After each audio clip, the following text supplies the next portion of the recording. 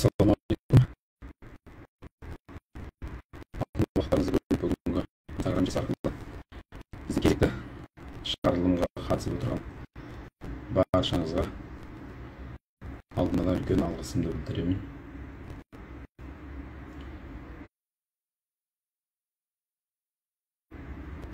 Мен Тұрар Түгелұлы Абуов, Республикалық ақпараттық түсіндіру тобының мүшесі. Танушы, сарапшы,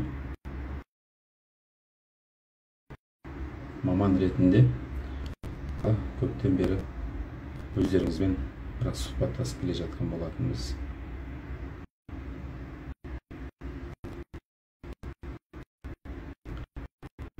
Менің дауысым естіліп тұрған ешқандай. Егер естіліп тұрса, онда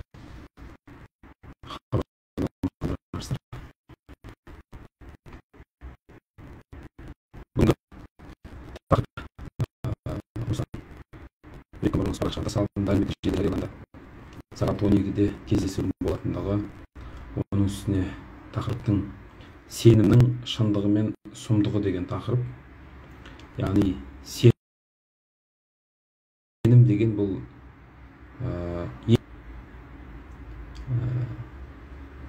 біздің елімізде Қазақстан зайырлы құқықтық мемлекет болғаннан кейін кім қандай сенімде, яғни қай дінді ұстанамын десе де, өзінің еркінде ешкімді мәжбүрлі түрде өзінің сеніміне кіргізуге немесе қорқытып сенім тағуға ешқандай себеп жоқ деп ойлаймын. Біздің елдің ортасында өздеріңізге белгілі радикалды, экстремистік, деструктивті діни ағымдар сенімдер қоғамда біршама алуан туғызып жүргендер деп айта аламыз. Бұл тек кеше бүгін емес, тәуелсіздік алған жылдан уақыттан бері осы мәселеде көптеген мемлекет дұрыс емес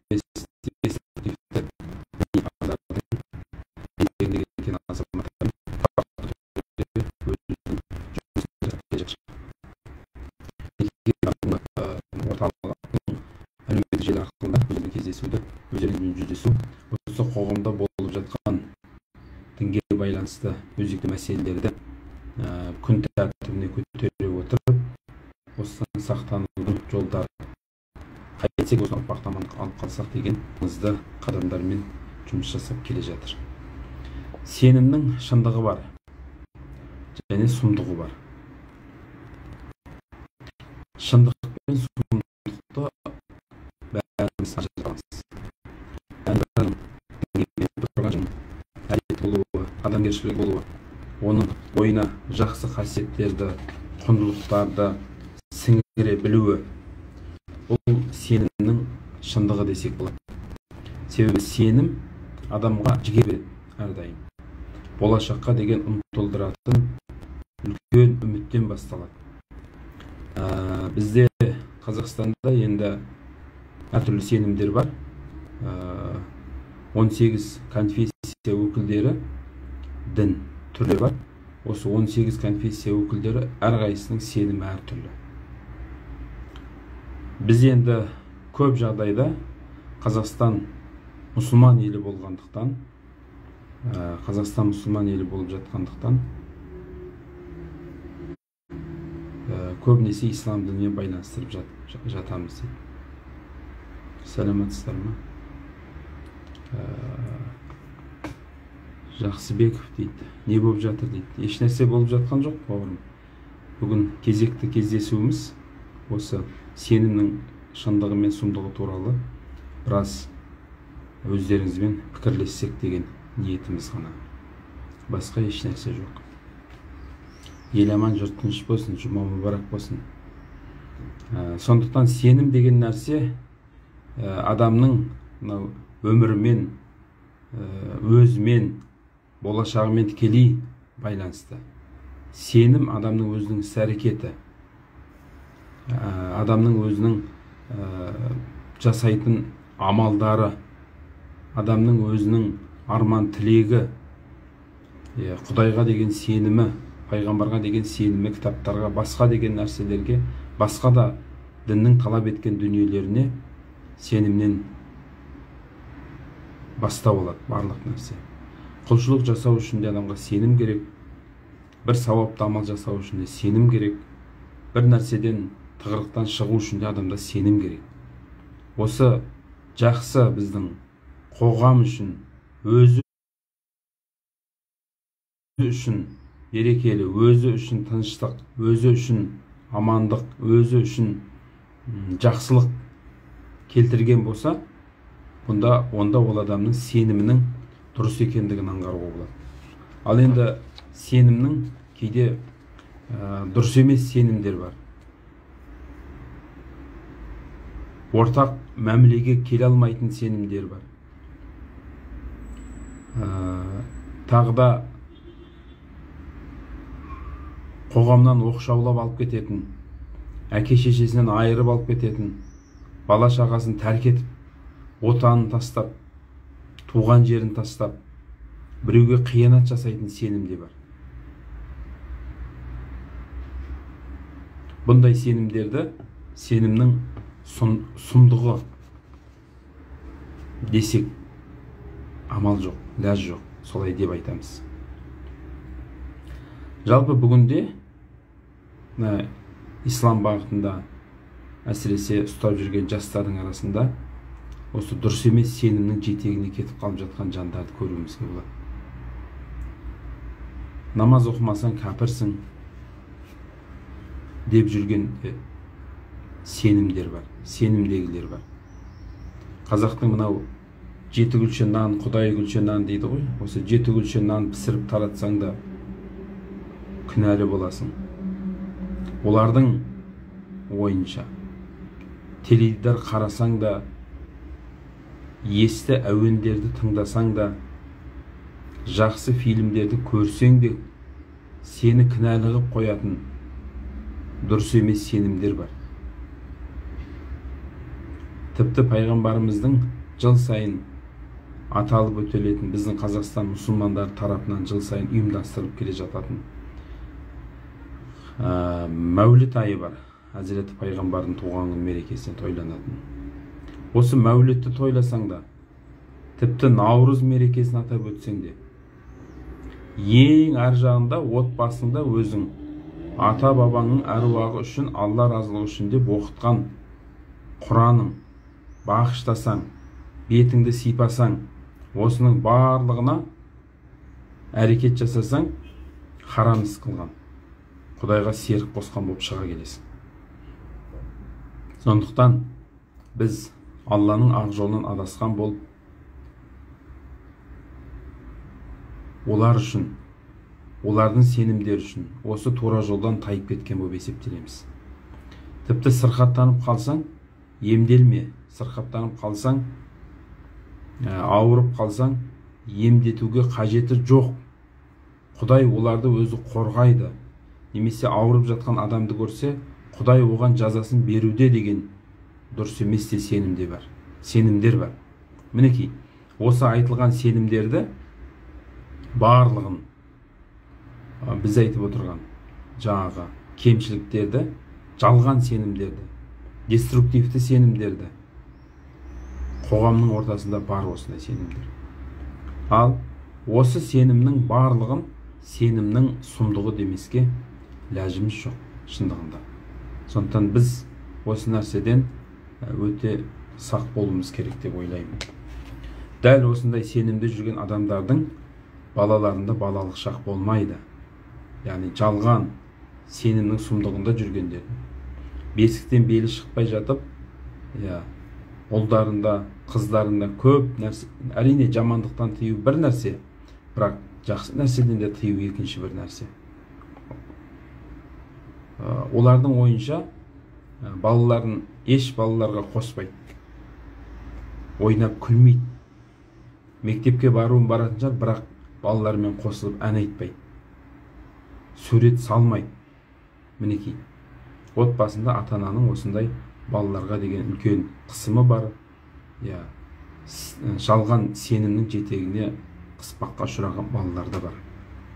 Осындай нәрседен біз сақтануымыз керек. Ертеде деппін ғой.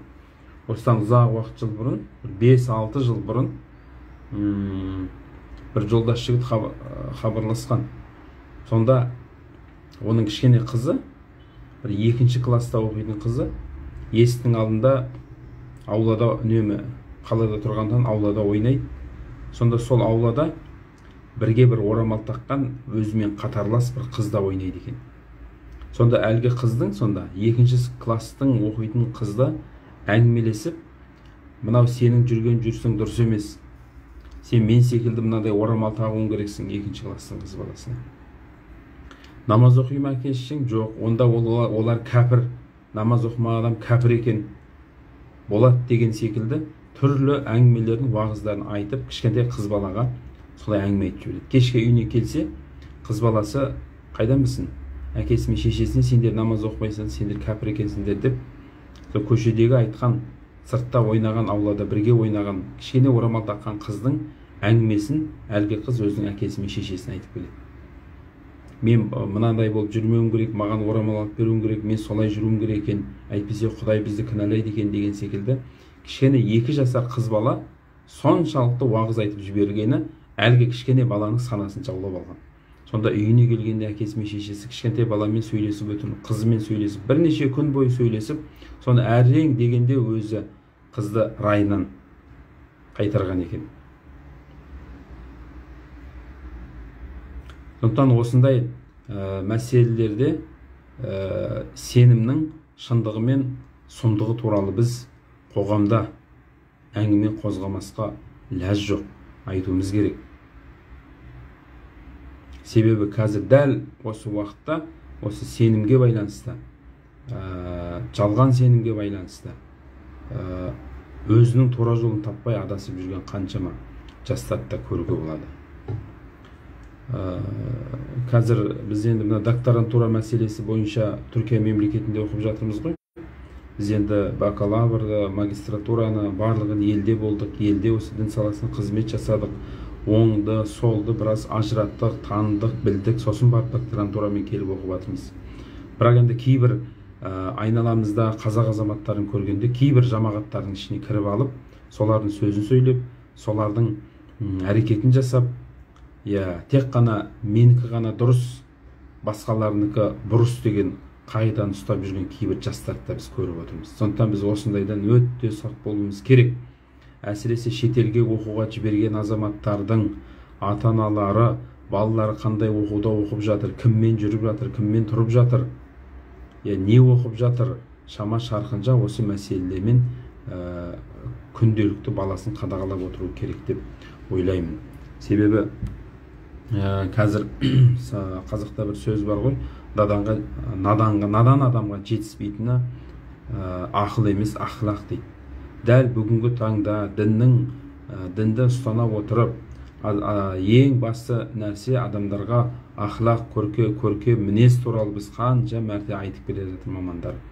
Адамдардың осы кейбір жамағаттардың, кейбір деструктивті діни ағымдардың жетегіне еру арқылы адамдардың өзінің табиғи болмысы, ақылақы, көркемдігі өзгеріп кеткен жандарды қанша кездестіруге болады.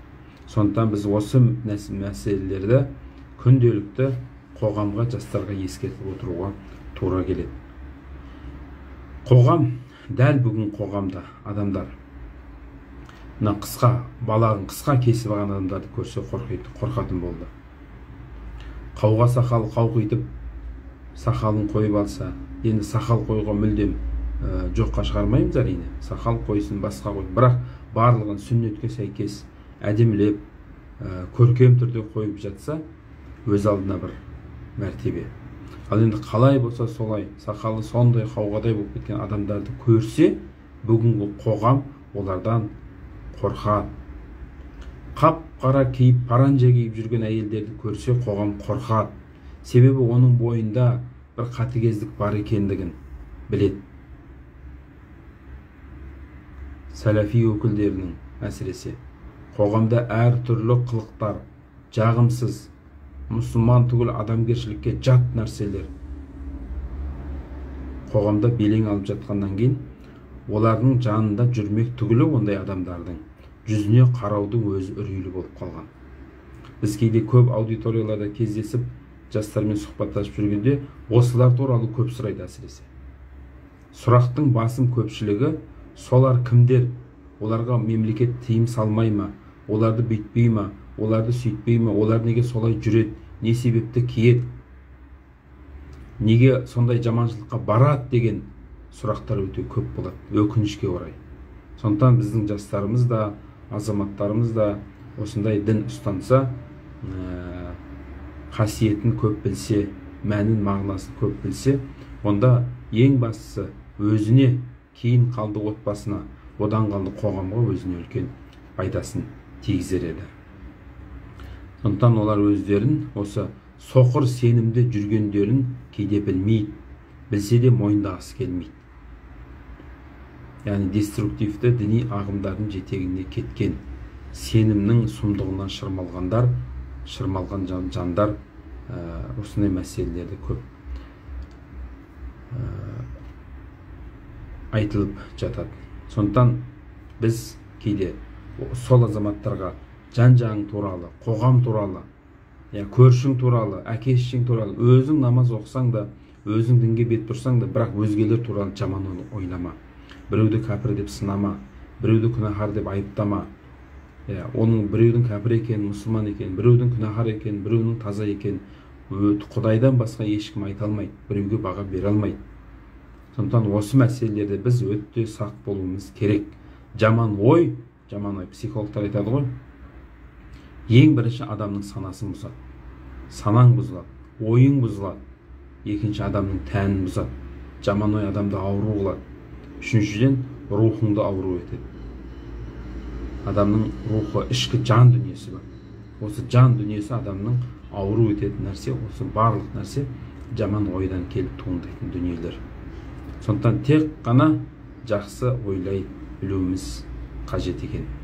Қазір біз мынау Құдайға шүкір, тәуба деп айтайық, еліміз аман, жұртымыз тыныш, мемлекетте бейбітшілік заман. Мынау өткен Рамазан айында қарасаңыздар, Палестинада жағдай қандай?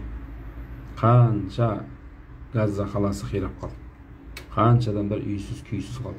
Немесе Сирияда болған жағдайлар қандай? Миллиондаған кішкене сәбилер өлді, үлкендерін айтпағанның өзінде. Алла тағала осындайдан сақтасын. Қазақта айтады ғой, тамағы тоқтық, жұмысы жоқтық аздырар адам баласын дейді. Бүгінгі біздің кейбір жастарымыздың осы тамағы тоқтықтан, жан-жағын ойлаудан қалған секілді болып көрінеді кейде. Африкада қанша халық аштан қырылып жатыр. Тамақ жоқ, талғау жейтін нәрсе жоқ, ішетін таза су жоқ дегендей. Сонда кішкентай бір баладан сырттан келген бір журналист сұраған екен, сен мұсылмансың ба, христиансың ба деп. Сонда әлгі бала мен ашпын деп жауап берген екен. Мұсылманшылық былай тұрсын, христианшылық былай тұрсын. Мен ашпын деп өзінің халін, жағдайын білдірген екен. Шындығында адамның Абай атамыз айтады ғой, ораза намаз тоқтықта деп. Яғни бұл көңілдің тоқтығы бір бөлек, екінші кәдімгі адамның өзінің денеге қажетті күнделікті тағамды беріп отыру, тоқшылық бұл бір бөлек. Егер осында адам тоқ болса, жан-жағын ойлаудан көп қала береді екен. Сондықтан біз жан-жағымызды ойлайық, елді ойлайық, жерді ойлайық, мемлекетті ойлайық, тыныштығымызды ойлайық. Осы нәрселердің барлығын ойлауымыз керек. Бұрынғы таңда өткенде бір кісі айтып еді, бұрындары мұсылман емес мынау дінсіз адамдар бар ғой, енді Құдайға сенбейтін басқа. Соларды мұсылман болуға шақыратын дейді ертеректе.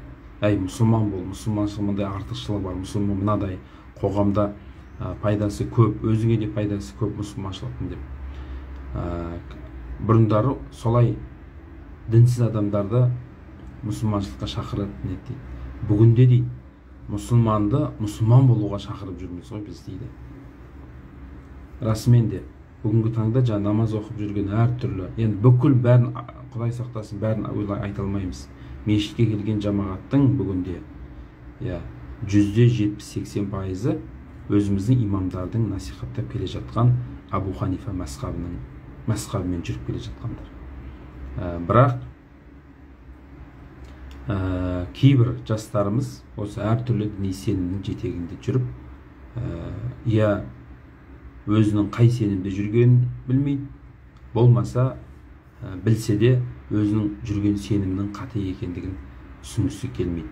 Сондықтан біздің имамдарымыз да, дінтанушы мамандарымыз, осы республикалық түсіндіру топтың, ақпарат насихат топтың мүшелері әрдайым осы тек қана жақсы жақта болуды ғана насихаттап келе жатыр. Қайбір жылы барлық облыста бар ғой, мынау жазасын өтейтін мекеме, түрме дейміз ғой. Түрмелерде осы экстремизм, радикализм бап бойынша сотталған азаматтармен өзі тұрақты түрде оларды оңалту бағытында жұмыстар жүргізіп келе жатыр мемлекет тарапынан. Сонда осы жүргізіп келе жатқан жұмыстардың бір жұмысында біз өзіміз барып бірнеше кісі болып осы радикалды бағытта сотталған азаматтармен кездестік. Сонда жап-жас жігіттер отыр, тепсе темір үзетін жігіттер отыр. Үйленгенсің ба? Үйленген. Бала шағаң бар ма? Бар. Әке-шешең бар ма? Бар.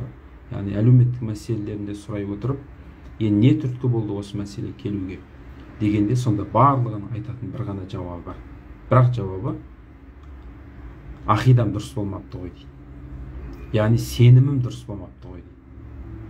Сенім дұрыс болмаған жерде осындай қателікке бой алдырады екенбіз ғой. Сондықтан сенім ең басты дұрыс болу керек.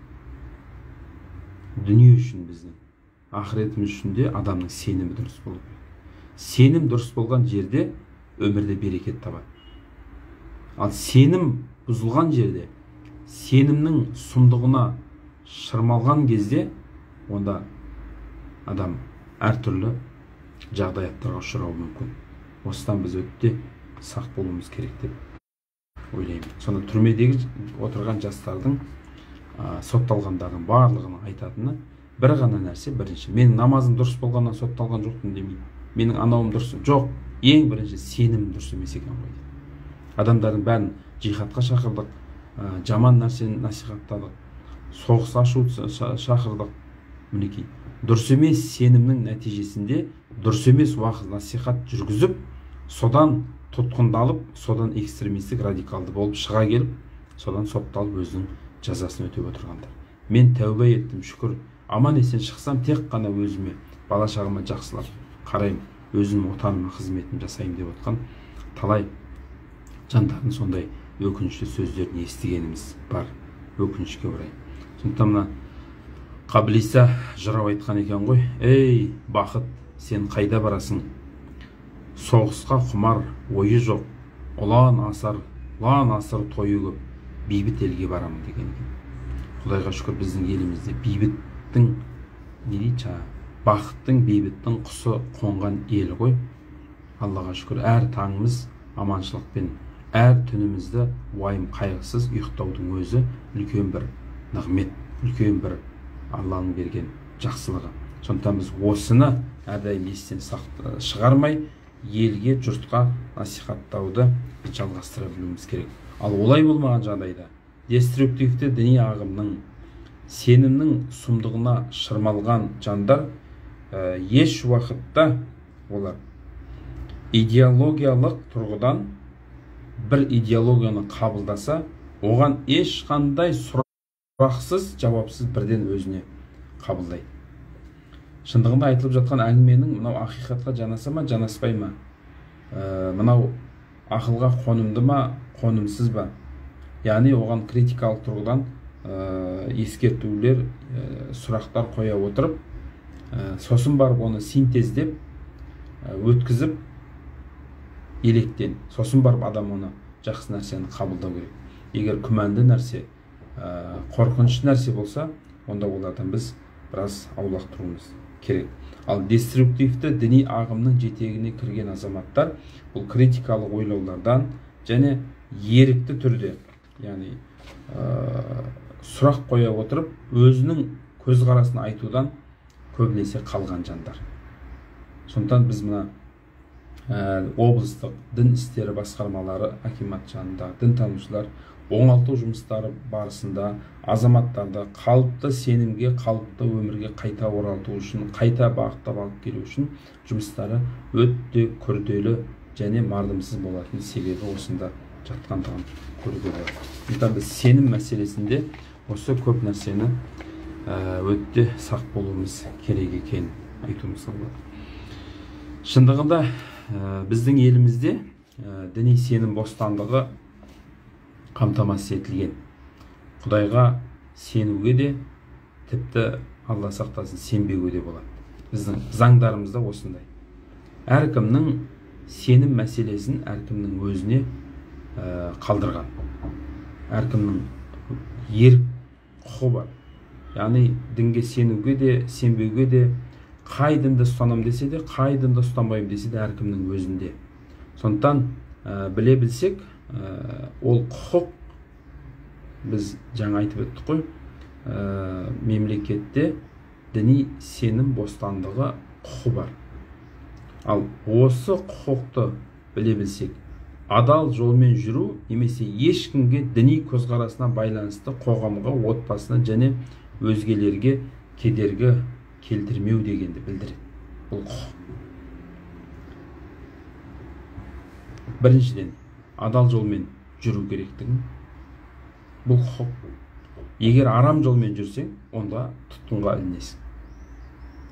Бұл арам жол деген сөз дұрыс емес сенім, деструктивті сенім, жалған сенімдер айтуға болады.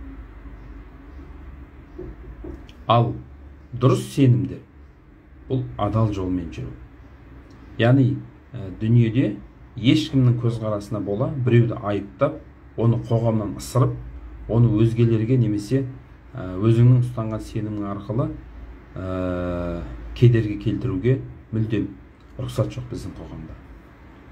Ал арам жолмен, арам сенім, жалған сенім, өтірік сенім, қорқыныш сенімдермен жүрсе, онда ол дұрыс емес сенім болып қалады. Демек, кез келген азамат діни көзқарасына байланысты ойына келген жасауға құқы жоқ біздің мемлекетте. Тек қана дұрыс бағыттағы сенімдермен ғана өмір сүруге құқы бар.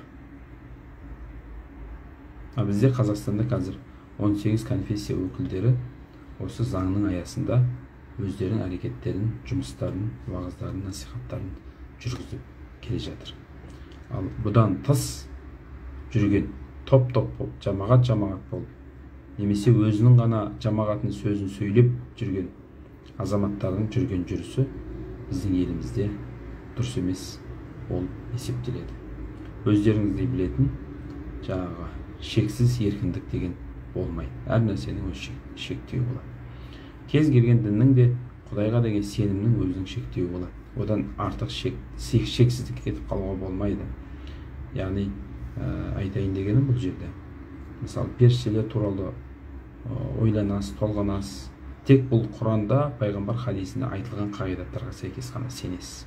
Одан артық өзіңіздің ойыңызбен ол сондай, ол мындай деп шектен тыс шығуға болмайды.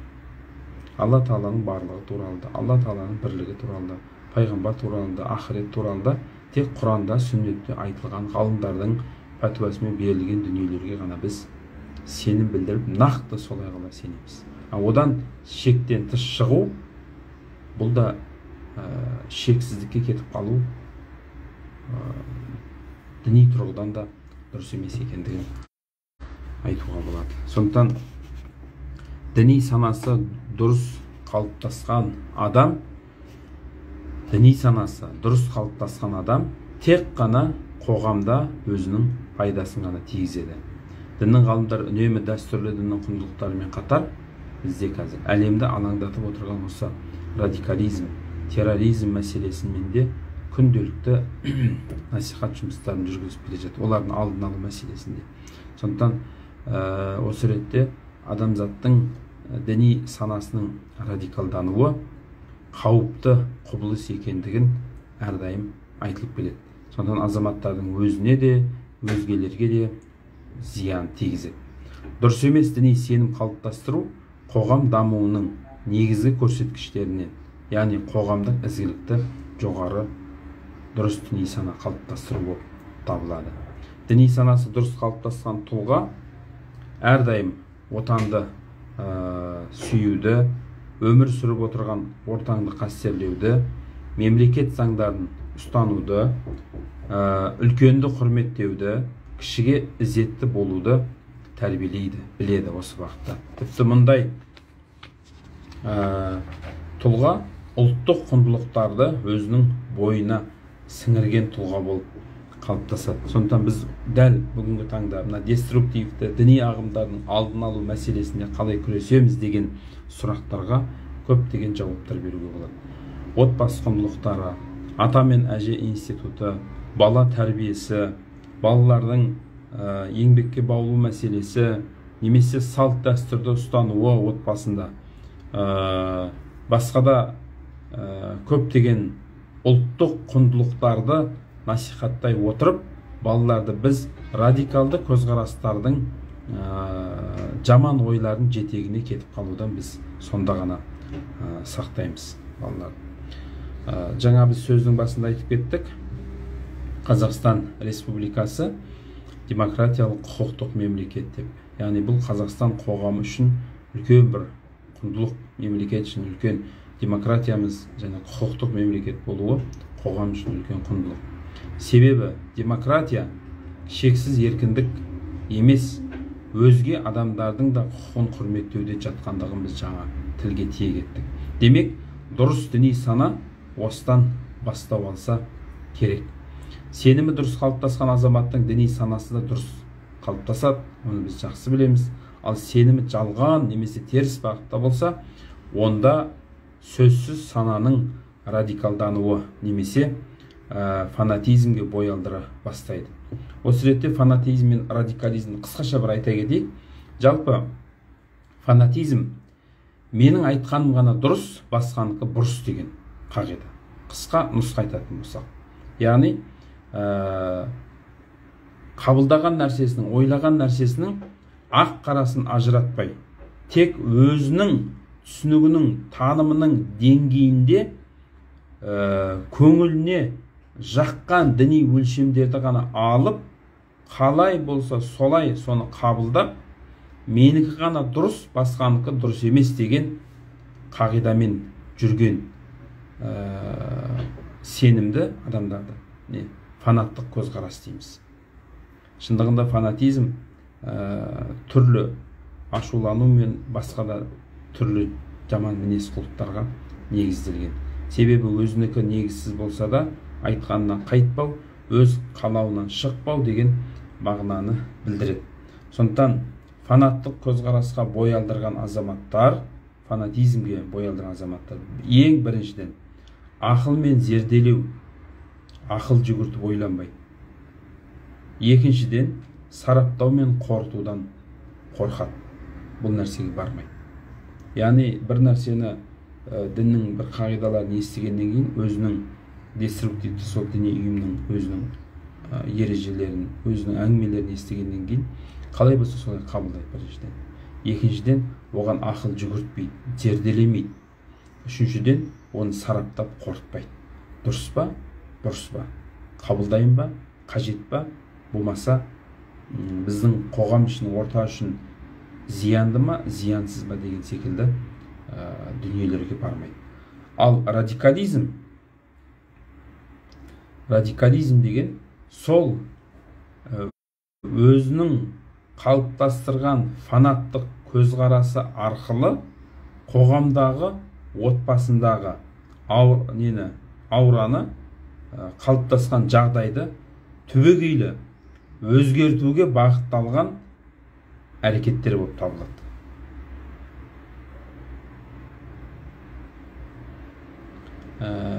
Мысалы, отбасында әке-шеше намаз оқымады ма, бала өзі оқыды ма, радикалды көзқарас па, онда оны кәпір сен оқуың керек сосын деп соны талап етеді, әке шешесін қуып жібереді, әке шешесін тәрк етіп өзі кетіп қалады.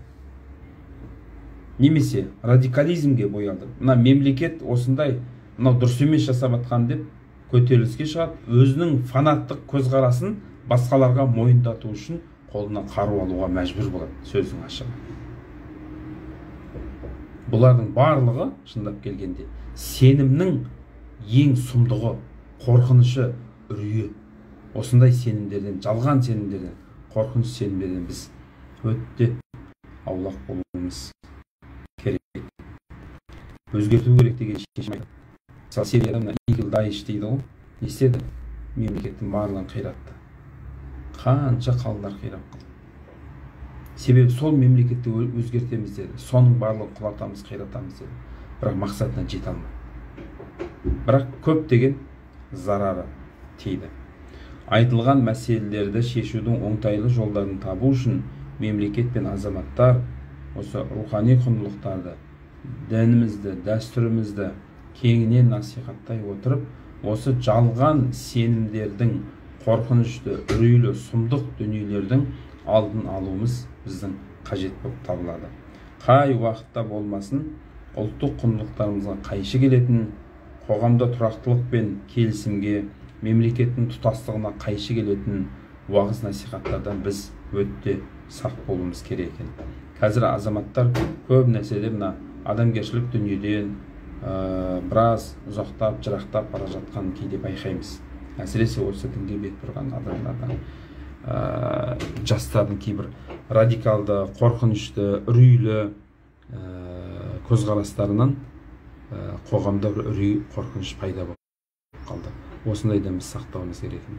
Бір қария ұзақ көз тастап үнсіз қарап жатыр дейді. Сонда неге ұзақ қарап жатсыз десе, адамгершіліктен ұзап кеткен адамзатқа қарап жатырмын деген екен. Біз адамгершіліктен, діннің ұлы қағидаларынан, Құдайға деген ұлы сенімнен, жақсы сенімнен, дұрыс сенімнен еш уақытта біз ажырамауымыз керек. Өзіміздің бақытта жұмыстарымызды жүргізе білуіміз керек деп ойлаймын осы мәселелерде. Сондықтан үш нәрсе адамның өзіне зиян дейді ғой біздің ғалымдарымыз. Бірінші ашу дейді, екінші ашкөздік дейді, яғни құмарлық дейді дүниеге, үшіншісі тәкаппарлық дейді.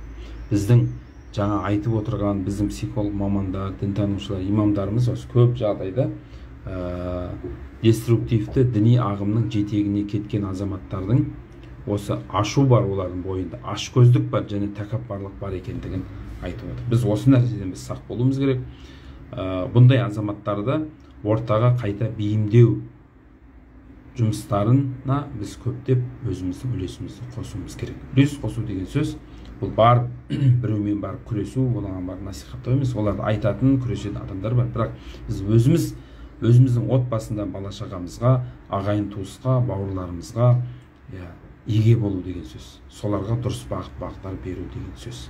Сондықтан Алла Тағала біздерді осы тура жолдан, дұрыс сенімнен айырмасын дейміз.